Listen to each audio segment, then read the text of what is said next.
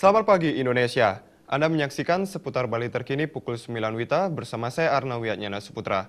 Pemirsa, Sekretaris Dinas Kebersihan Kota Denpasar, Dewa Sayoga, mengakui sebaran pohon perindang di Kota Denpasar masih kurang. Untuk itu, pihaknya akan menggenjot penyebarannya agar merata ke seluruh kawasan di Kota Denpasar, sehingga tercipta Denpasar yang rindang dan asri.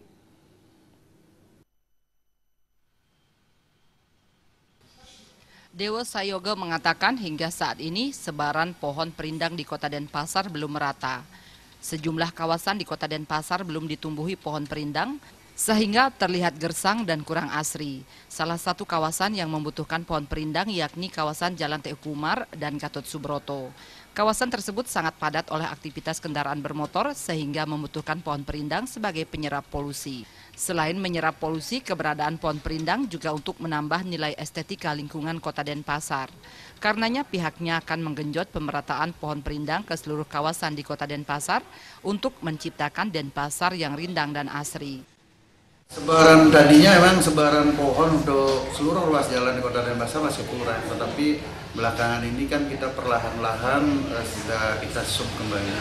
Contoh seperti di ruas jalan Teguh Umar itu kan mulai kita tanam lagi, dan juga ruas jalan lainnya yang masih dianggap kurang sebaran pohon kita tambah.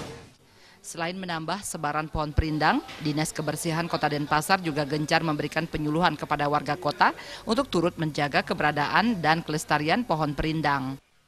Pujiantini dan Wira Saputra, Bali TV.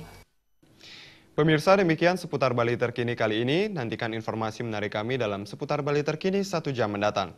Salam Indonesia.